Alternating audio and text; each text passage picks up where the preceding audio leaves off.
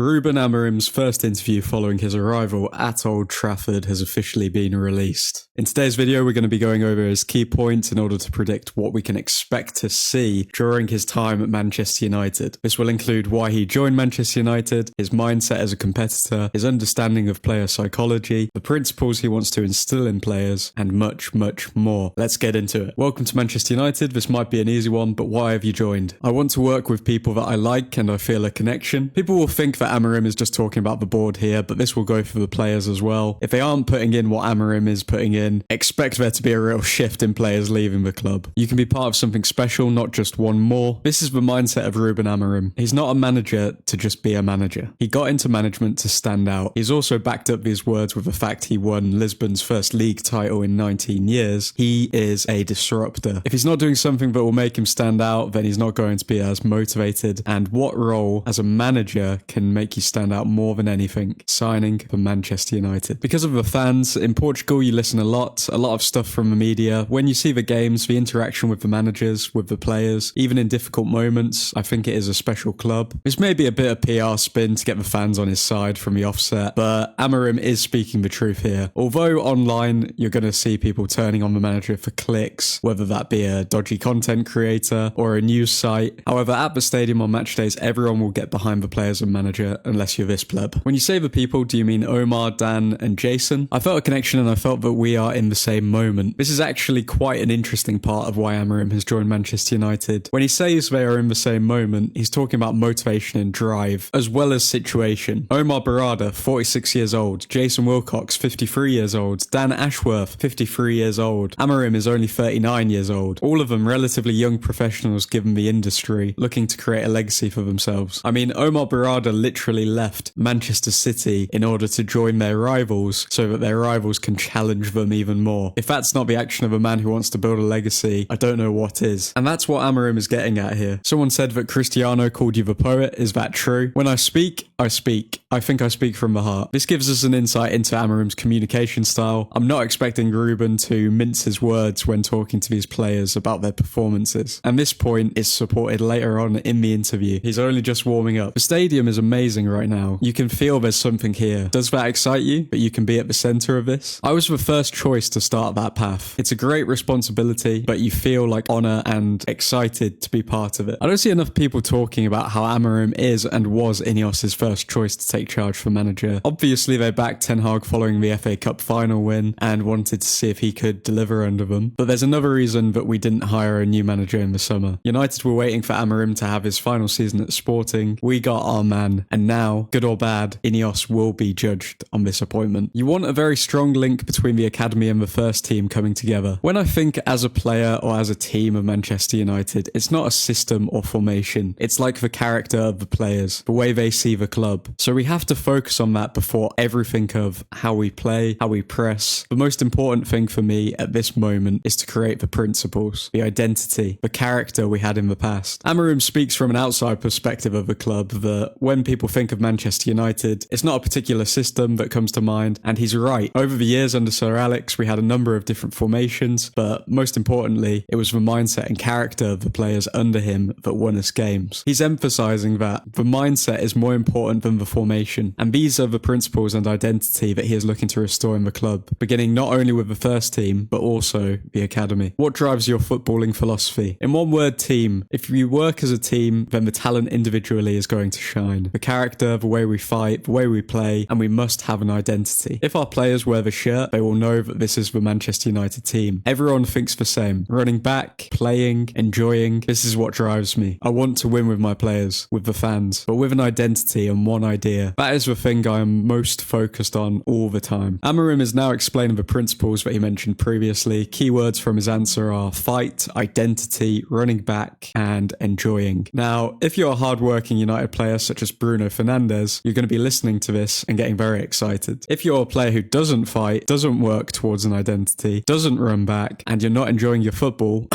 Marcus Rashford, then I think alarm bells should be ringing in your head. Interestingly enough, Solskjaer said very similar things when he became manager of Manchester United. He made it very clear he wanted to be one of the hardest working teams in the league and made signings that would, at a bare minimum, work hard for the shirt, such as Dan James. Although Amorim obviously has a set formation and philosophy, his man management skills appear to be that of a Solskjaer in the sense that it's important for him that the players are enjoying their football. So what kind of working culture do you try to create at clubs? And has that always been the same, or is it something you've adapted as you've developed as a coach? I was a football player. I played in any position. I was a team player, and for me that is important. Sometimes I had to stay on the bench so I know everything my players feel. When I think about a team, I think about every player. I think about the fans, the feeling, everything is on my mind. Here, Amorim is indirectly telling the players of the mindset he expects in the squad. He's telling them that if he needs them to perform a role in a specific position, they have to be up for it. If they're on the bench, then they have to not sulk about it. He's literally been in their shoes and knows what it's like to be in every situation at a club. Amorim is obviously a very empathetic person in the sense that he can actually put himself in other people's shoes, drawing from his previous experiences. But these players have been known to turn on managers when given the opportunity. So hopefully he's not too easy on them. So coming in the middle of the season, what are your key priorities? Most important thing for me is identity. We will focus a lot on our game model. How to play, how to press, for small things, small details. My main goal, my first goal is identity. There we go, the first mention of Amorim's game model, aka his formation. It's all but confirmed that Amorim will start his first match as Manchester United head coach in a 3-4-3 formation. When your first game is here in 2 weeks, what can I, as a United fan, what kind of team can I expect from Rúben Amorim's United? I want to say beautiful things to you, but I'm really honest. You will see an idea, you could like it or not, you will see a positioning, but we have to know that it's like 2 trainings before the first match. Yeah, we're definitely seeing a change in formation from the team. If we see an idea, there will be patience and belief. There's an awareness that this is a long-term project. You have young players like Kobe, Ahmad, Garner, Rasmus, Lenny, almost coming back from injury. There's excitement at that potential. Yeah, I don't want to say that we need time because we are a young team. They are prepared. They are prepared to cope with the demands of playing for Manchester United. They should be because they are here. We have to start since day one without fear, without thinking that they are not used to playing like this. This is not on my mind. They will start first day with our idea no matter what. That's the goal. Now we're beginning to see the steely side of Amorim. The interviewer begins to show a losing mentality by expressing limiting beliefs on the players because of their age, and Amorim shuts it down instantly, saying that if the players are here and available, they should be good enough for any situation because that's why they're here. He then demands that we start from day one without fear. He's taking away all excuses that the players could put forward for any bad performances. And if the players are watching this interview, then they'll know that they can't say things like they're not used to playing in this formation as an excuse because he's just shut down an interviewer for mentioning it. Okay, let's talk about this stadium. You had your tour yesterday with Jason, Mr. Man United. What did you make of the day? After the crash, we were European champions. This kind of strength, I think it is important to put in our team. When the players come here, they should make the same tour with the same guy all the time. I think we need to put all the players doing the same thing to regain that feeling. This tells me one thing. Amorim is not afraid to make players aware of the privileged position they're in. From experience, after going through the Manchester United tour, you gain a whole new appreciation for the institution that is Manchester United. I'd actually be quite surprised if the players don't do this already when they first sign for the club. I think to know what previous players have been through in order for those players to be getting paid what they are at this club, it's only right they learn about this. So you think that history should inspire the team. That's why we are Manchester United. We're going to finish off. I want you to give a message to all Manchester United fans watching. That is a great responsibility. I'm really honoured to be here. It was my only choice because I think I really feel how big this club is. I will do everything for the team. I will defend my players if I have to, all the time, against everybody. I believe a lot that we are going to succeed. Again, he's showing his Solskjaer-esque man management that he will defend his players against everybody. Amorim is definitely the type of manager to defend in press conferences, but absolutely tear into players behind the scenes. And that's that. What did you make of Amorim's first interview? Are you impressed with how he's come across, or is it just more of the same? Comment down below. Thanks for tuning in. If you enjoyed this video, drop a like and subscribe for more honestly biased sports content. Godspeed.